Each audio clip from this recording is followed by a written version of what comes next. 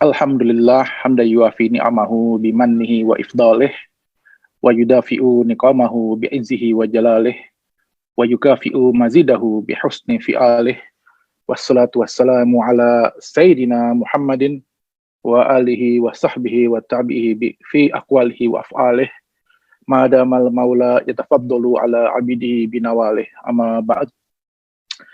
Yang saya muliakan pengasuh Pondok Salafiyah Sembagu Situbondo, Kiai Azaib dan para masyaikh semuanya, Kiai Afif, Roi Suriah PBNU, Dr. Kiai Jalal, penulis disertasi dan pimpinan amali, para direktur Ma'had Ali seluruh Indonesia, para kiai alim ulama, para guru kita semua, dan hadirin hadirat.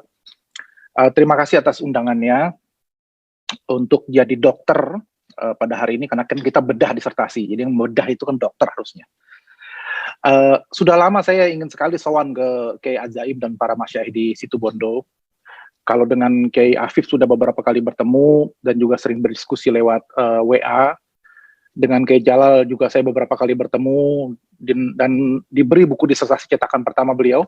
Ini yang saya pegang, bukunya ini cetakannya.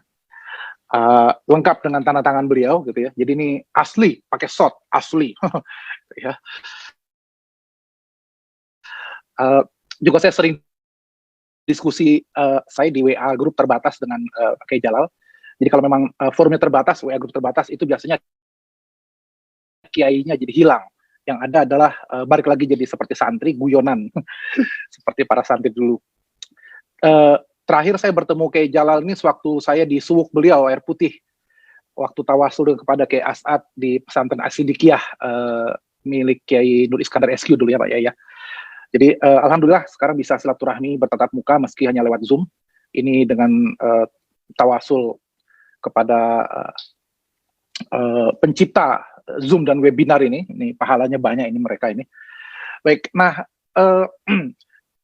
disertasi beliau ini saya baca dan menurut saya memang banyak terobosan-terobosan baru yang ditulis oleh beliau dan yang dikaji oleh beliau ini sebetulnya termasuk produk hukum Islam, karena kita ini seringkali bingung apa yang disebut dengan hukum Islam. Jadi paling tidak itu ada 5 produk hukum Islam. Pertama itu fatwa, maka akan banyak disertasi membahas masalah fatwa, gitu, karena itu satu produk. Yang kedua, putusan peradilan agama, mahkamah syariah, mahkamah konstitusi, mahkamah agung, ya, putusan peradilan.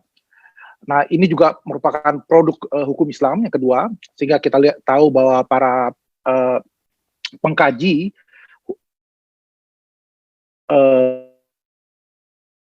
di Fakultas Syariah di level S1 maupun pasca sarjana juga sering membahas masalah putusan-putusan pengadilan. Yang ketiga, produk hukum Islam itu juga undang-undang, peraturan daerah, ya. Ini juga produk hukum Islam, karena itu juga banyak sekali kajian-kajian mengenai undang-undang. Yang keempat itu regulasi keputusan pemerintah, Pemda, lembaga seperti OJK, ya, Otoritas Jasa Keuangan, Bank Indonesia, Dewan Syariah Nasional, ya, institusi atau misalnya KPK, gitu ya. Nanti atau yang lagi terkenal kontroversi di BPIP, misalnya, itu kan lembaga-lembaga semua. Maka regulasi atau putusan-putusannya ini bukan putusan pengadilan, tapi juga ini kan bisa dianggap produk hukum Islam kalau berkenaan dengan hukum Islam. Yang kelima adalah kitab-kitab atau buku tentang hukum Islam. Nah, pada yang kelima inilah kita meletakkan disertasi dari Pak Kiai Jalal ini, membahas masalah doktrin berdasarkan kitab-kitab fikih yang khususnya ditulis oleh Syekh Izzuddin bin Abdissalam. Jadi ini peta dari produk hukum Islam, dan saya ingin menempatkan disertasi ini dalam kategori itu tadi. Jadi ini kategori mengkaji kitab-kitab.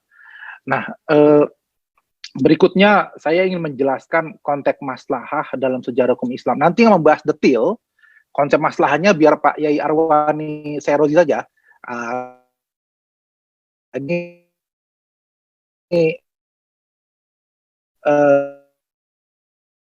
beliau sahabat I dulu, ini pakarnya. Jadi nanti yang bahan biar Pak Yai Arwani saja.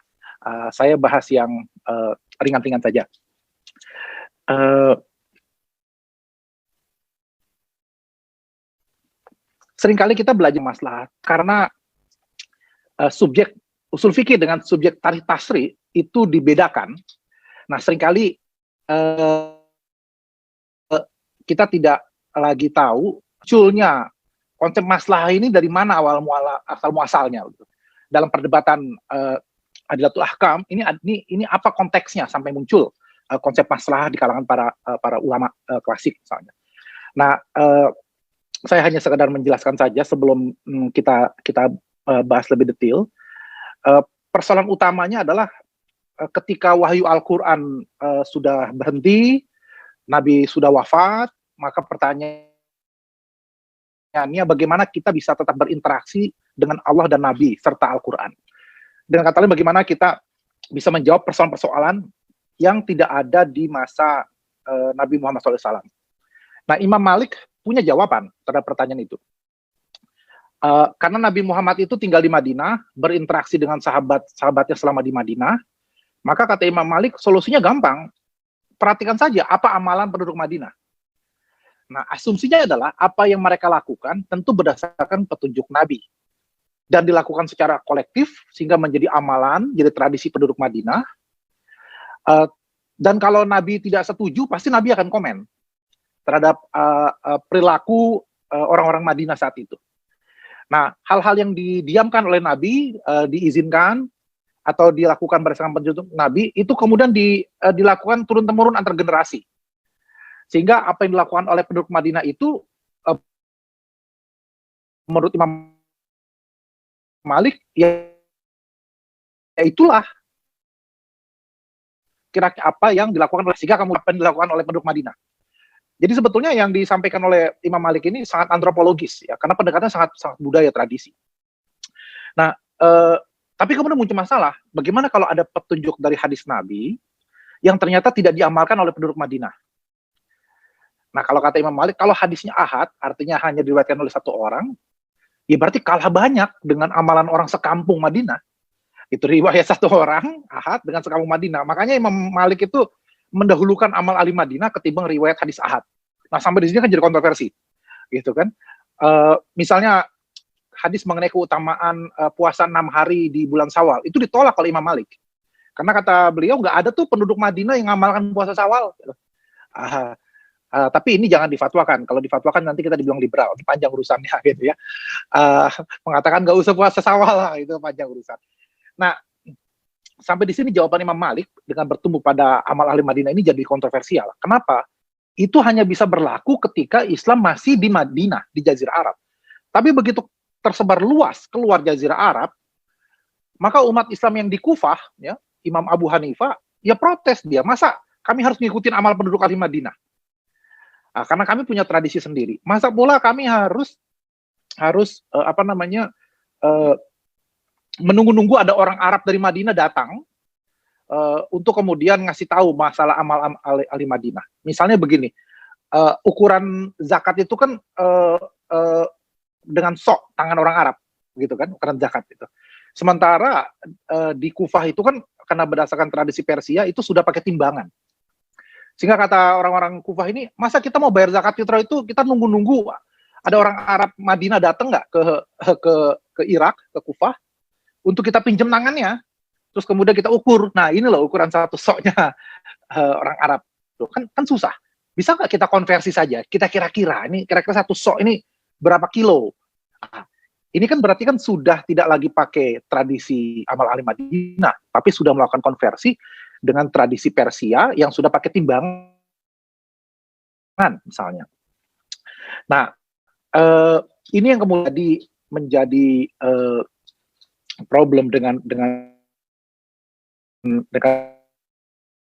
konsep amal.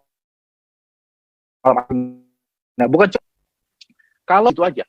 Jadi boleh saja ada tradisi yang disetujui oleh Nabi, tapi dalam generasi kedua, ketiga, keempat, mungkin sudah terjadi modifikasi, perubahan. Apa ini masih dianggap murni dari tradisi amal ahli Madinah di masa Nabi? Nah, ini kan juga jadi pertanyaan.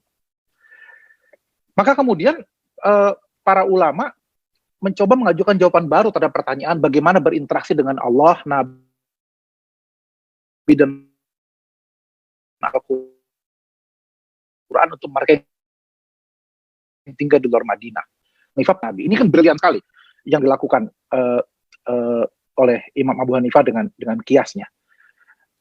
Tapi bagaimana kalau hasil kias itu dirasa kurang srek hasilnya berdasarkan keadilan dan kemaslahatan? Masalahnya dengan kias itu kan harus ada asal, harus ada cantolan yang menjadi tempat cantolan furuk gitu. Nah, gimana menentukan cantolan asal?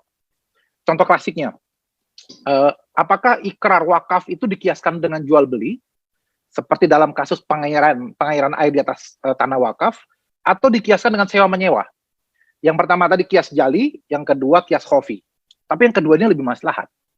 Maka muncullah tawaran Imam Abu Hanifah dengan teori istihsannya.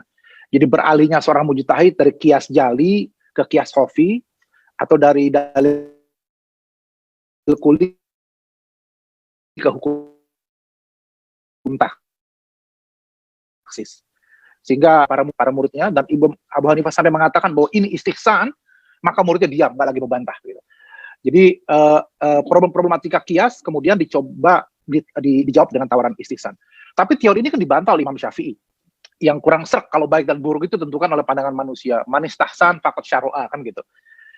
Nah, Imam Syafi'i pakai kias tapi menolak istihsan. Tapi semua dalil ini, baik itu kias atau istihsan, itu kan masih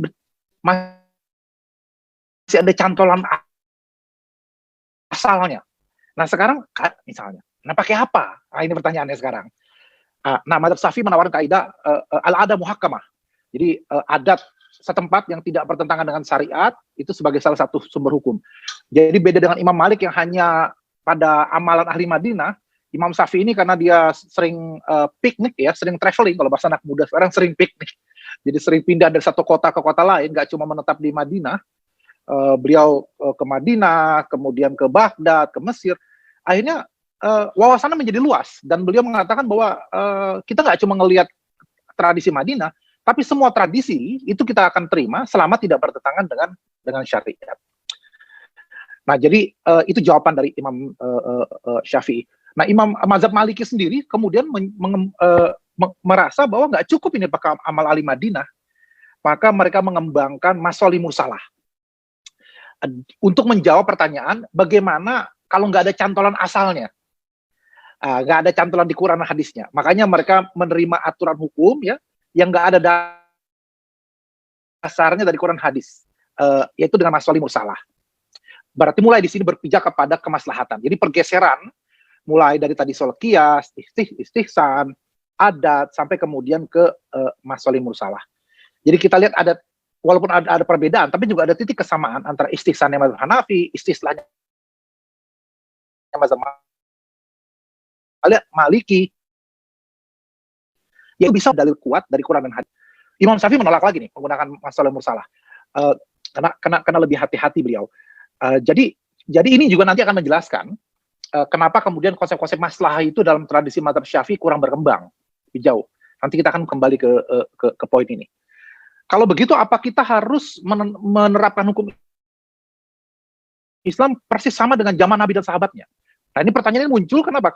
Karena tiba masanya ketika ulama dianggap sudah kebablasan keluar dari cantolan, dari asal, dari nas itu. Sehingga timbullah gerakan untuk, ya sudah kalau gitu kita harus sesuai dengan Quran dan hadis. Padahal kita tahu hukum itu bisa berubah disebabkan perubahan waktu, tempat, niat, tradisi, dan seterusnya. Jadi sebetulnya tidak harus sama. Tapi karena itu tadi, karena ada kesan bahwa para ulama menjadi bablas, begitu, maka timbullah gerakan yang kemudian menjadi Wahabi itu nanti untuk kembali kepada Al-Quran dan hadis saja. Itu kan nggak mau dengan maslahah, nggak mau dengan dalil-dalil lainnya. Nah, yang saya gambarkan secara singkat dan punya resiko mengandung kesalahpahaman karena hanya dijelaskan secara singkat. Ini saya berbagi jawaban para ulama ini luar biasa untuk menjawab pertanyaan bagaimana kita bisa terus berinteraksi dengan Al-Quran meskipun wahyu sudah terhenti, kita bisa terus berinteraksi dengan hadis Nabi meskipun Nabi Muhammad sudah tidak ada. Nah, jawaban-jawaban yang luar biasa ini kalau sekarang menyesatkan atau dianggap liberal, ya. Dan kalau sudah ada medsos zaman dulu bakal dibully habis ini para imam-imam mazhab itu gitu ya. karena mencoba itu tadi, mencoba memberikan jawaban terhadap persoalan-persoalan yang tidak ada cantolannya, tidak ada cantolan nasnya gitu. Nah, disertasi Pak Kiai Jalal ini juga menurut saya liberal ini, karena pakai pisau hermeneutika. Saya saja nggak paham dan nggak pernah belajar, apalagi menggunakan teori hermeneutika gitu. Tapi yang sering dianggap liberal itu malah saya, bukan Pak Kiai Jalal ini. Jadi mudah-mudahan setelah bedah disertasi dan isi disertasi Pak Kiai Jalal dibaca dengan luas, karena sudah cetakan kedua, nanti cetakan ketiga sampai ke 10 insya Allah, mudah-mudahan akan jelas bahwa yang pakai hermeneutika itu pakai sebagai pisau analisa oleh siapapun, termasuk oleh Pak Kiai Jalal, tanpa harus dituduh atau dikasih label liberal. Jadi seringkali itu kita tuh sekarang cenderung memberikan label-label kepada orang lain hanya karena kita tidak paham terhadap berbagai pikiran-pikirannya gitu.